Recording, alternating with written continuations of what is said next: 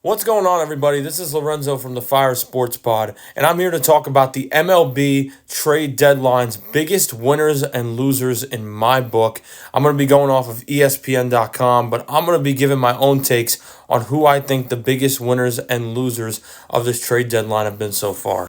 And starting off, we have the Seattle Mariners, who I think were honestly were one of the biggest winners of this trade deadline by far. The Mariners right now have been on the brink of the postseason, but they've only had just one playoff appearance since 2001. So the pressure has been skyrocketed on them to make some moves in such a tight AL wildcard race, and Houston looming in the first place spot in the AL West. The Mariners went big this trade deadline. Seattle grabbed two big, huge hitters, Eugenio Suarez and Josh Naylor, in separate trades with the Arizona Diamondbacks. And the best part is that they didn't have to give up any of their top 10 prospects. That is a steal right there. We're talking home run power with guys like Suarez and Cal Raleigh leading the charge. But here's the rub. Here's the big thing of what this makes like a huge steal. The Mariners still need a more consistent rotation. Despite having one of the best staffs in 2024, they slipped to the 14th in ERA this year.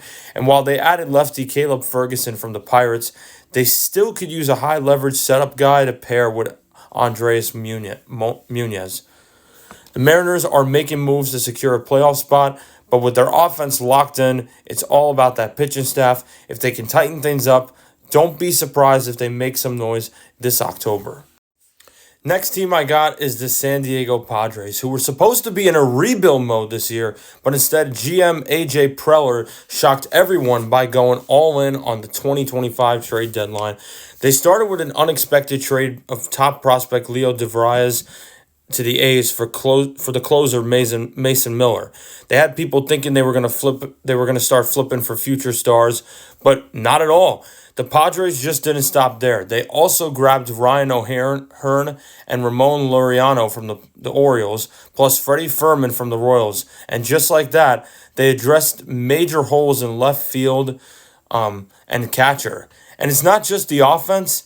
The Padres' bullpen itself is already one of the best in the league.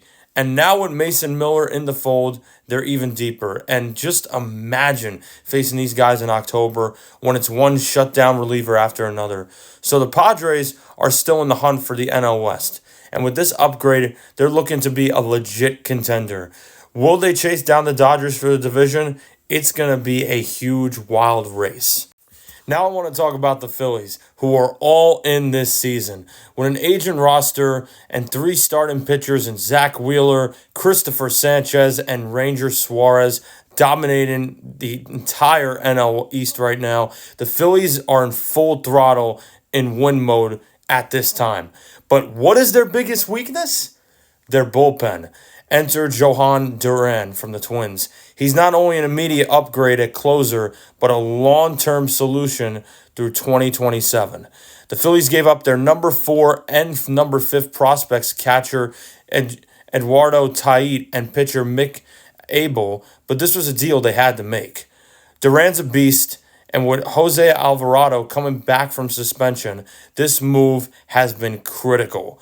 Plus, the Phillies snagged Harrison Bader from the Twins for a right-handed bat, and some extra depth in the outfield. And with these trades, the Phillies just fixed their biggest issue. A locked-in bullpen and a solid bat and batter could be the key to pushing them deep into October this season. And they're wasting no time to top their rivals, the Mets. And this is a team built to win now.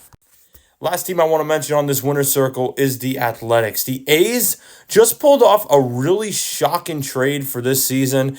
They flipped their closer, Mason Miller, to the San Diego Padres, who was in his third season, for a top 100 prospect in Leo DeVries.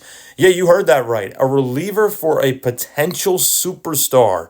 DeVries is only 18 years old, and he's already killing it in the high A. His OPS is 60 points above the league average, and he's one of the youngest players in the MLB right now. We're talking a potential future superstar that the A's have just brought in. And this trade is just massive for the A's in general because they got a potential franchise player for a reliever who might not even who might not even start for the Padres next year, and this is a move that could truly reshape their future. The A's may be in rebuild mode to me, but they just added a great start to what could be a cornerstone for years to come. They're betting big on Leo DeVries, and it could be a game changer for their future. Finally, I want to talk about the New York Yankees, who I think made some great moves here and there. They were hyped to go to town this deadline as usual. Their GM, Brian Cashman, promised a lot of big moves, but he did make some here, adding Ryan McMahon, Jose Caballero, Ahmed Rosario, and David Bednar. Now, for McMahon, he might be the sleeper of the bunch here. Escaping Colorado's altitude, he could thrive in a more analytical system like the Yankees. Caballero adds some much-needed versatility, especially as an option at shortstop for Anthony Volpe, who has been struggling a bit as of late. But don't forget the biggest one, in my opinion, David Bednar. He is one of the best relievers in the league right now. He's a solid addition to their bullpen, and I really think the Pirates lost a lot due to that trade. But here's the thing. The Yankees didn't go after bigger names like Eugenio Suarez, Juan Duran, or a starting pitcher at that. And that's for a team that's always expected to go big. This feels kind of like a missed opportunity. But overall, the Yankees definitely improved their depth and versatility field-wise. But will this be enough to chase down the Toronto Blue Jays in the division, or do they fall short of that potential? Now let's talk about two of the biggest losers in my book. First, without a question of a doubt, is the Minnesota Twins. What a brutal time to be a Twins fan right now. This deadline was an absolute disaster. Carlos Correa, Juan Duran, Griffin Jax, and a whole bunch of other key players completely gone. That's 10 players in total, including key bullpen pieces and a star shortstop, completely off the roster. Sure, guys like Bader and Castro were heading to free agency anyways, but the message in here is loud and clear. The Twins are in a rebuild, and it seems like management doesn't seem to care about winning at this point. They're 5.5 games back in the wild card race, so a playoff run wasn't impossible, but now it's really a different story. So the real question is, what did the Twins get in return? Really not that much. They didn't exactly load up top-tier prospects, as you could imagine. Eduardo Tait is the most intriguing, but once again, he's a guy that's years away from helping. He's at 18 years old. The Twins didn't get the instant impact they needed. And if they're really looking to reallocate their sources, maybe they can get better in the future. But with the team up for sale and this fire sale deadline, it feels like the Twins are really entering a brutal Pirates, Marlins style frugality era. And a tough few years ahead might be on the horizon for this team. And finally, I want to talk about the Cincinnati Reds, who also were who are right there next to the Twins, is making just some awful moves. They made a couple of trades at the deadline, but these moves are definitely not eyebrow raisers, especially for a team that hasn't made the playoffs since 2013. You'd think that they would aim for the right research and pieces, but instead they picked up key Brian Hayes and Zach Little. And honestly, these acquisitions just really don't make sense to me. Yes, Hayes is an absolutely stellar defender at third base, but the guy can't hit his weight. He has one of the lowest slugging percentages of any player with 600 plate appearances in the past 2 seasons. To make space for him, they're trying Noelvo Marte in right field, but he's never played there before. And talk about a huge risk.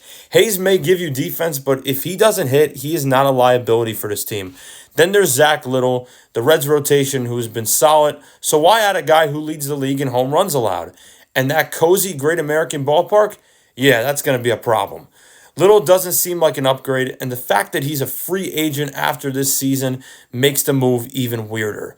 In short, these trades seem like long-term gambles more than a win-now situation for a team that should be pushing for a playoff position right now. I want to thank you guys for listening, though, to the Fire Sports Pod. Hit that like, comment down below what I got wrong, what I got right, anything in the comments. We appreciate all the support, and we'll see you on the next episode. Peace.